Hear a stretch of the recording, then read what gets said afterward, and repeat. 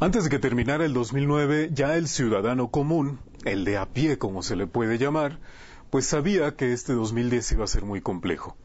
Y es que los gravámenes que se autorizó en la Cámara de Diputados, que avaló el Senado y que propuso fundamentalmente el gobierno federal a través de la Secretaría de Hacienda, pues se sabía que iba a tener efectos perniciosos sobre la economía de muchos.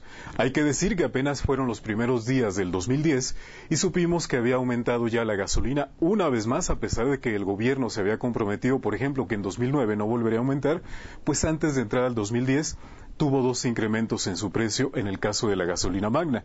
Pero les decía, apenas inició el 2010 y aumentó una vez más el precio de la gasolina, el precio del diésel, el precio del gas, de la energía eléctrica, de las telecomunicaciones, de las cervezas, de los cigarrillos, de los alimentos. Nos dijeron los productores de alimentos que se elevarían hasta en un 10%.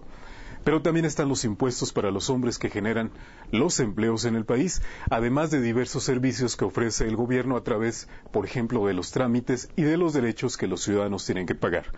Por eso es que esto es una auténtica cascada de impuestos. Y nuestro compañero Iván Barrio nos va a explicar a través de su trabajo un desglose de cuáles fueron los elementos que sufrieron los mayores incrementos y cómo, de alguna manera, efectivamente, estos incrementos van a impactar en la economía, desgraciadamente, de los que menos tienen. Vamos con Iván Barrios.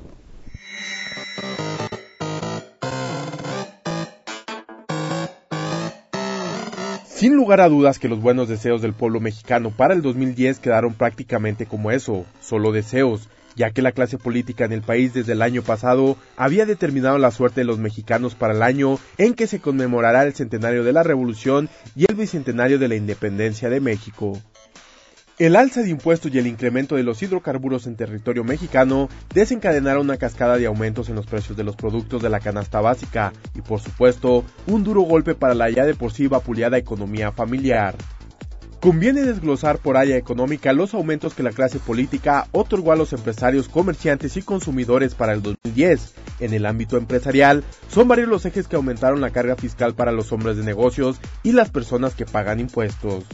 Este año miles de empresas y millones de personas físicas deberán pagar entre 5 y 7% más de impuestos sobre la renta. A partir del 1 de enero del 2010 la tasa del IVA se incrementó de 15 a 16% y en ciudades de la franja fronteriza de 10 a 11%. Es decir, todos los bienes o aquellos que presten algún servicio o los que otorguen el uso o goce temporal de una mercancía o bien los que importen productos o servicios serán gravados con la nueva tasa. Los únicos que se salvan son los alimentos no procesados y medicinas, y este gravamen lo pagan las personas físicas, morales y la población en general. El impuesto a los depósitos en efectivo se aplicará a partir de 15,000 pesos y no de 25,000 como se había diseñado. Además incrementó del 2 al 3% el monto con el que se gravará. Otro golpe a las empresas fue la modificación hecha en el tema de la consolidación fiscal, al establecer límites al diferimiento de pagos de las firmas controladas.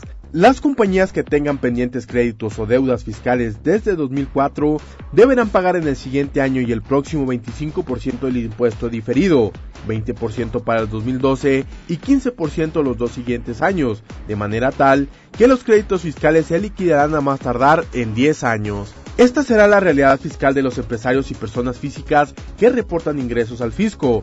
Las modificaciones fiscales trajeron como consecuencia aumento de precios para los comerciantes que repercutirán en la elevación del costo en los productos para los consumidores. De esta manera se dieron alzas en impuestos especiales aplicados a bebidas alcohólicas para los fabricantes, importadores y exportadores. El nuevo costo fiscal será de 50 y 53%.